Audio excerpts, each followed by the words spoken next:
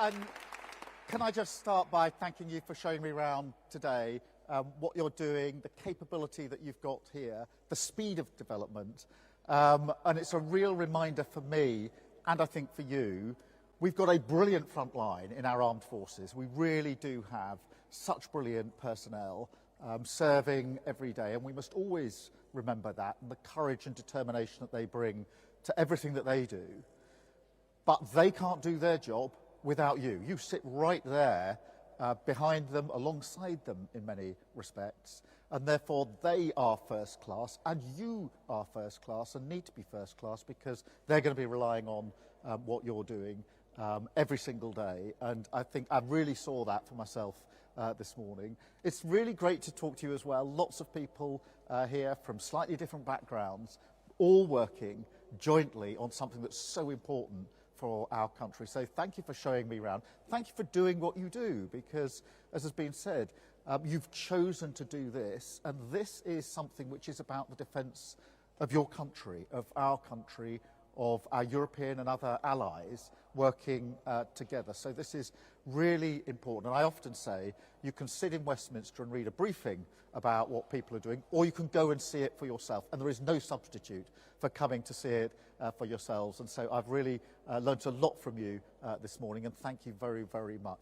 It reminds me of something that I hold fast to every single day as Prime Minister, and that is that my first duty, the duty above everything else, is to keep our country safe and to keep our people safe. That is the top, most important duty of any Prime Minister, and it's the one, as I say, that I hold very, very close every single day. And it is particularly important at the moment, because it is no exaggeration to say that we're living in more dangerous and volatile times than at any time in my life or in your life. We're living through that now. The Chief of Defence Staff was out this morning on media. He said in 35 years of service, that's his service, he's never known the world as dangerous as it is at the moment. It's worth just pausing on that to think how real that is, how close that is, and what responsibility it puts on all of us to make sure that we are ready for this dangerous and volatile world, and we have to be ready for it. Now, the causes of that are many across the world, but we are facing basically a war on two fronts. The ongoing war in Ukraine, now in its 5th year. And I do want to salute once again both the front line and the civilians in Ukraine for the incredible courage and resilience they've shown in the face of Russian aggression now, as I say, going into a 5th year. And you've seen some of the attacks only recently that have been, on civilian targets in Kyiv, amongst other things. So that is going on. Alongside that, we've got conflict in the Middle East, in Iran in particular, and the Strait of Hormuz is still closed. Now, all of that, both Ukraine and Iran, is having an impact back here in the United Kingdom. That is obvious to all of you. It's obvious to people across the country. You can see it, the economic impact it's had. The most obvious is energy prices, but it's not the only impact. When the Ukraine war started, energy prices went up. Now, because of the Iran crisis, energy prices have gone up.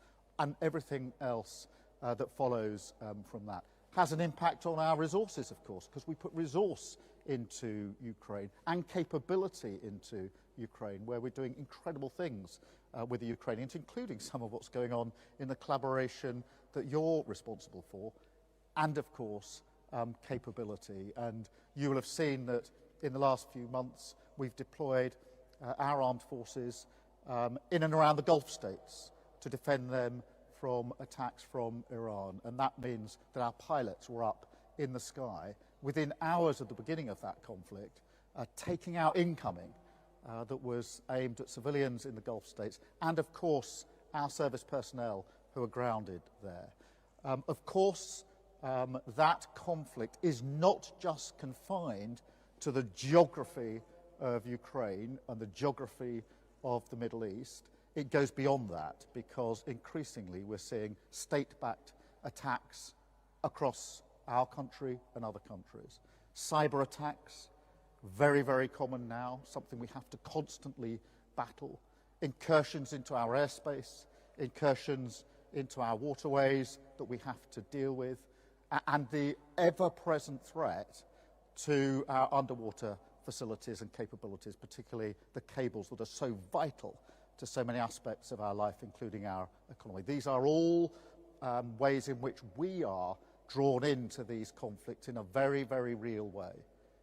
Now, we, the United Kingdom, have responded very strongly with sanctions, particularly in Iran and Ukraine, which are amongst the strongest in the world. Really meaningful sanctions that are having an impact, but they are sanctions that we do with our allies.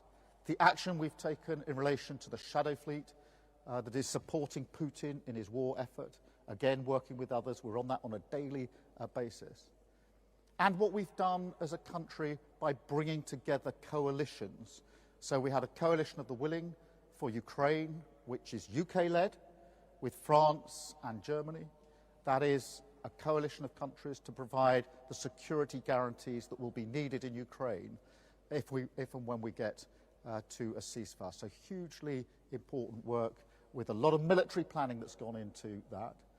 And then in the last few months, we've had a coalition, a different coalition put together, again UK-led, French-led, so you can see the role that we're playing on the globe in relation to this.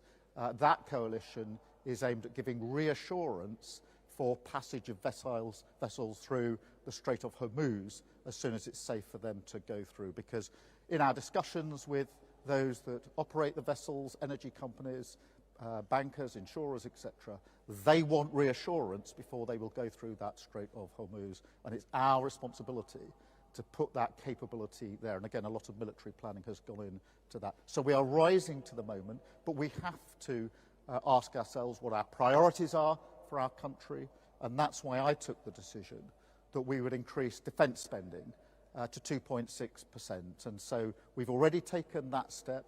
That's the biggest sustained increase in defence spending since the Cold War, which is why you're already seeing an uptick in our capability, already seeing an uptick in the work that we're going to be asking you to do alongside others. But we also need to be strategic about this, and therefore I commissioned a strategic defence review last year, and I asked them, will you tell me what capability we've got, what we need for now, and what we need for the future? Because look at how quickly the technology here is changing. It is obvious to all of you, and it's obvious to me, that we need to make sure we're ahead of the game, ahead of the curve here, and that we're getting the capability that we need now, in 5 years, in 10 years. So the strategic review was a massive review to answer those questions. And you won't be surprised to know that a lot of focus was on technology, on how we equip our armed forces with the best, and how we make more of autonomous capability, some of the stuff that you are working on.